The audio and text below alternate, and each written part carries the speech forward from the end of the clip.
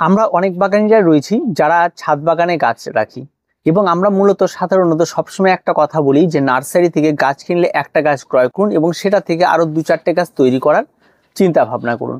তো এই 2-4টে গাছ যে আমরা তৈরি করব তার জন্য কিন্তু বেশ কিছু পদ্ধতি রয়েছে। এই পদ্ধতিগুলো যদি আপনি জানেন যে কিভাবে চারা তৈরি করা হয়, তাহলে কিন্তু আপনার কাছে চারা তৈরি করা একটা চুটকির খেলা হয়ে যাবে এবং অনায়াসে আপনি আপনার বাগানের যে কোনো গাছের চারা তৈরি করতে পারেন। তবে সব গাছের চারা যে একই পদ্ধতি হবে এমনটা কিন্তু নয়। বিভিন্ন গাছের ক্ষেত্রে বিভিন্ন পদ্ধতি অ্যাপ্লাই করে চারা তৈরি করা হয়। তো চলুন আমরা দেখে নিই যে চারা তৈরি করার কতগুলি পদ্ধতি হয়, সেই পদ্ধতিগুলো কিভাবে অ্যাপ্লাই করতে হয় এবং কোন কোন গাছের ক্ষেত্রে কোন কোন ভাবে চারা তৈরি করা বা কোন ধরনের গাছের ক্ষেত্রে চারা তৈরি করা কিভাবে করলে খুব ইজিলি হয়, এই সমস্ত বিষয় নিয়ে আজকের ভিডিওটি।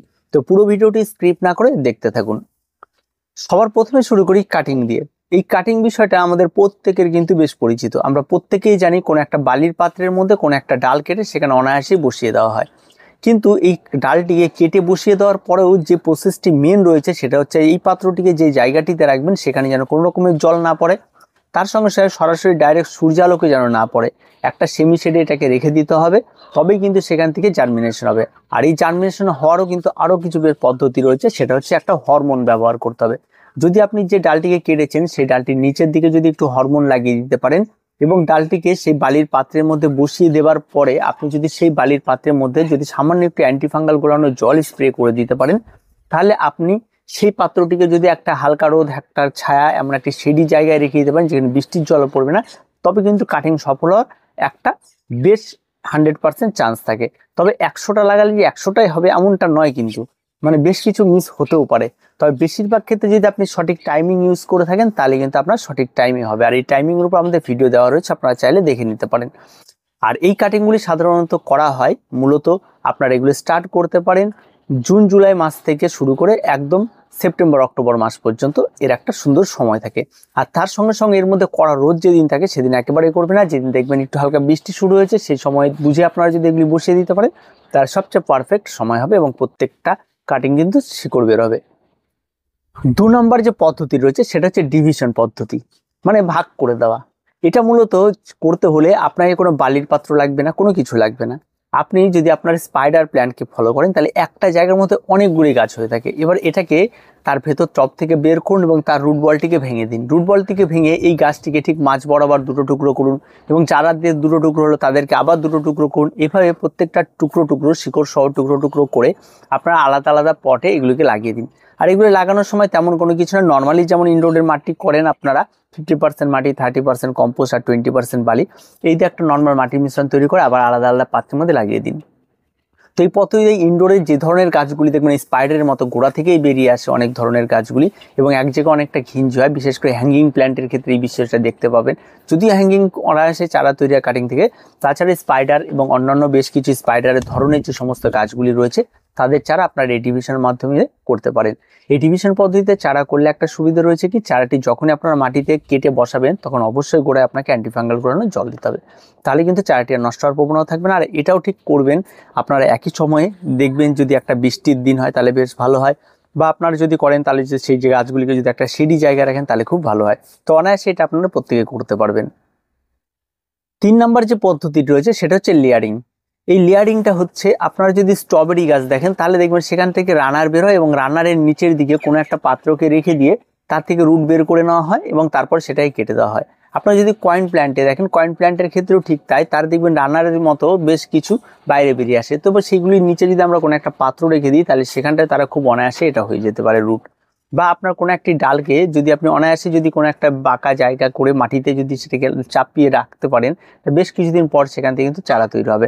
আপনি এই রানার ইয়ার লেয়ারিং মাধ্যমে আপনি চারা তৈরি করতে পারবেন কিন্তু মানি প্ল্যান্টের ক্ষেত্রে দেখবেন একই পদ্ধতি, সেখানে যদি তার নিচে যদি কোনো একটা পাত্র রেখে দেন সেখানে সে নতুনভাবে রুট ছেড়ে সেখানে চারা তৈরি করতে। এই লেয়ারিং পদ্ধতিতে কিন্তু আপনি অনেক গাছের চারা তৈরি করতে পারেন। তো এই পদ্ধতিটাকে যদি আপনি অ্যাপ্লাই করতে পারেন বেশ কিছু গাছ, যেমন আপনার রয়েছে বিভিন্ন ধরনের ইনডোর প্ল্যান্ট রয়েছে, হ্যাঙ্গিং প্ল্যান্ট রয়েছে, হ্যাঙ্গিং প্ল্যান্টের ক্ষেত্রে এটা আপনারা করতে পারবেন, মানি প্ল্যান্টের ক্ষেত্রে আপনারা করতে পারবেন।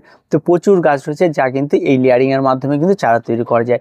বেশ বড় বড় উন্নত প্রজাতির কিন্তু স্ট্রবেরি করা যায়, ঠিক আছে। আপনার অ্যাগ্লোনিমা যদি থাকে, অ্যাগ্লোনিমা না সরি, আপনারা করতে পারবেন সিঙ্গোনিয়ামের চারা তৈরি করতে পারেন। তো এইভাবে বিভিন্ন গাছের পদ্ধতিতে চারা তৈরি করতে হয়। একটা গাছ যে একটা পদ্ধতিতেই চারা হবে এমনটা না, একটা গাছ হাজার অনেক পদ্ধতিতেও চারা করা যেতে পারে।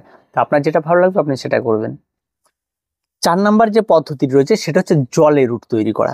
অবশ্যই আমরা যদি কোনো একটা ডালকে কেটে বালিতে না বসিয়ে যদি কোনো একটা পাত্রের মধ্যে জল রেখে তার মধ্যে যদি আমরা বসিয়ে রাখি এবং সেই ডালটিকে যদি আমরা হালকা রোদ হালকা ছায়া কোনো একটা জায়গায় বেশ কিছু টাইম ধরে রেখে দিই এবং এই জলটিকে কিন্তু একটা নির্দিষ্ট সময় অন্তর যদি চেঞ্জ করতে পারি, তাহলে কিন্তু সেখান থেকেও কিন্তু অনায়াসে কিন্তু গাছে রুট বেরিয়ে যায়।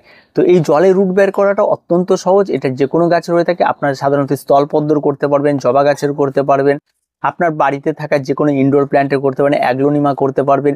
তো প্রচুর গাছ রয়েছে যাদের কিন্তু এই জলের মধ্যে তাদের ডালগুলিকে রেখে চারা তৈরি করতে পারে। তার জন্য আপনারা যদি মনে করেন সেই গাছের গোড়ায় একটু রুটিং হরমোন লাগিয়ে দিতে পারেন, বা যেই কাটা জায়গাটা হচ্ছে সেখানে অ্যান্টিফাঙ্গাল লাগিয়ে দিতে পারেন, বা জলের সঙ্গে একটু দিয়ে দিতে পারেন প্রথম অবস্থায়, যাতে তার মধ্যে কোনো ফাঙ্গাল আক্রমণ না ঘটে, তাহলে কিন্তু এটা আরও কনফার্ম হয়ে যায় যে ইজিলি এই চারাটি হবে। তো এই পদ্ধতিটা আপনারা অ্যাপ্লাই করতে পারবেন, খুব সহজ একটি পদ্ধতি, প্রত্যেকে এটা কিন্তু করতে পারেন। 5 নাম্বার যে পদ্ধতি রয়েছে সেটা হচ্ছে সাকার পদ্ধতি। এই সাকারের মাধ্যমে কিন্তু বিশেষ করে এই শব্দটা শোনা যায় যখন চন্দ্রমল্লিকার ক্ষেত্রে। চন্দ্রমল্লিকা যখন মাদার গাছটি মারা যায় তখন তার গোড়া থেকে কিন্তু অনেক নতুন নতুন গাছ বেরোয়। এই নতুন নতুন গাছগুলিকে যখন আমরা গোড়া থেকে রুট সহ ছিঁড়ে আলাদা করে নিয়ে তাকে বসিয়ে দেওয়া হয়, তখন সেটা কিন্তু খুব অনায়াসে সেই গাছটি গ্রো নিয়ে নেয়।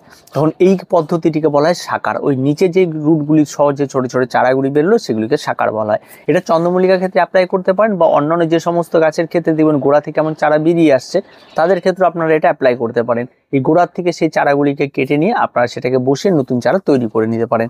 এটা একটা খুব সহজ সরল পদ্ধতি, এটা আপনারা কিন্তু অবশ্যই করতে পারেন। সাকার থেকে চন্দ্রমল্লিকার চারা করা এবং সেই পদ্ধতিতে বা ওই ধরনের যদি নিচের থেকে কোনো চারা বের হয় গাছের, তাহলে সেটা আপনারা যে কোনো গাছের ক্ষেত্রে এই পদ্ধতিটা অ্যাপ্লাই করতে পারবেন। 6 নম্বর যেটা রয়েছে সেটা হচ্ছে অফসেটস।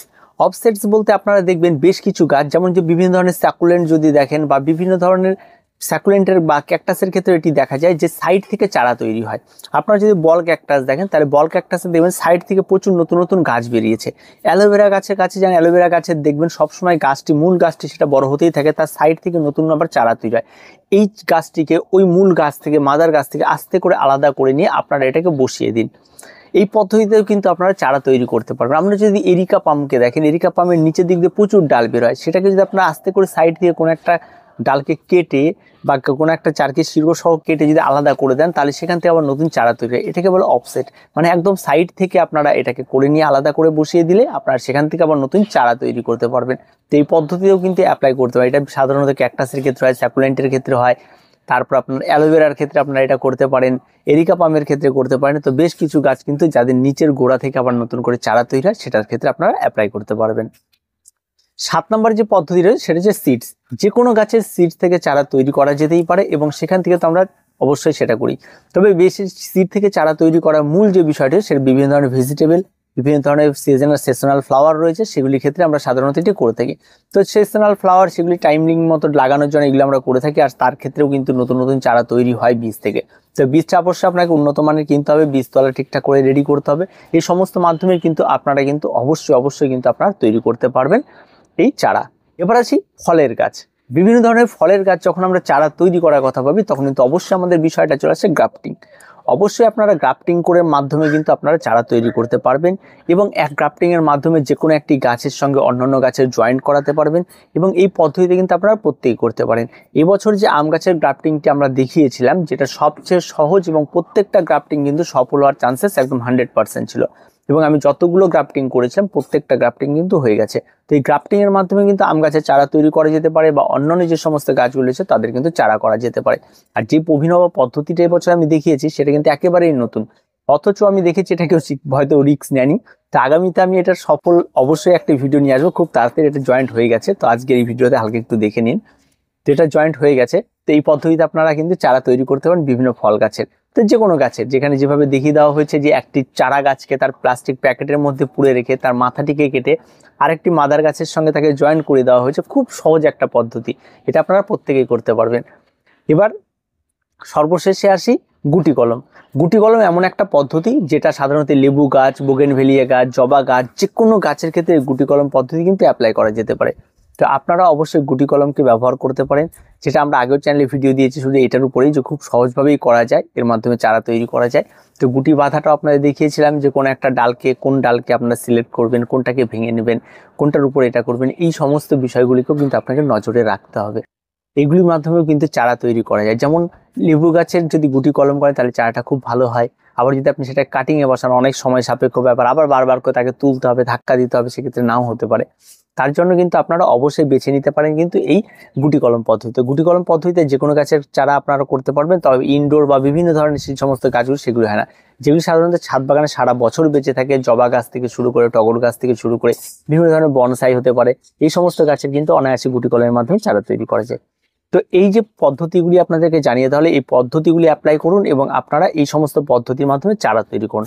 আর প্রত্যেকটা পদ্ধতি কিন্তু একটা খেয়াল রাখবেন, এগুলি কিন্তু প্রত্যেকটা জুন জুলাই মাস থেকে স্টার্ট করে একদম সেপ্টেম্বর অক্টোবর মাস পর্যন্ত আপনারা এগুলি করতে পারবেন। আর সাধারণত শীতকালেও আপনারা এই সমস্ত কিছু অ্যাপ্লাই করতে পারবেন। তো সেই ক্ষেত্রে দেখা যায় অনেক সময় এদের একটু লং টাইম নিয়ে না, কিন্তু এটা হচ্ছে একদম উত্তম সময় এই সমস্ত কাটিং থেকে চারা তৈরি করা। তার দেরি না করে ঝটপট আপনারা শুরু করে দিন এই সমস্ত কাজগুলি। যারা এখনো জানেন না যে কিভাবে নার্সারিতে চারা তৈরি করা হয়, তো এই পদ্ধতিতে করা হয়ে থাকে, তো আপনাদের জানিয়ে তাহলে আপনারা তাড়াতাড়ি করে চারাগুলি করা শুরু করে দিন, দেখবেন আপনার ছাদ বাগানে এমনিই গাছে ভরে যাবে। তার কিছু বলার নেই, আজকে এই পর্যন্ত, দেখা হবে পরবর্তী ভিডিওতে। প্রত্যেকে ভালো থাকবেন, প্রত্যেকে সুস্থ থাকবেন।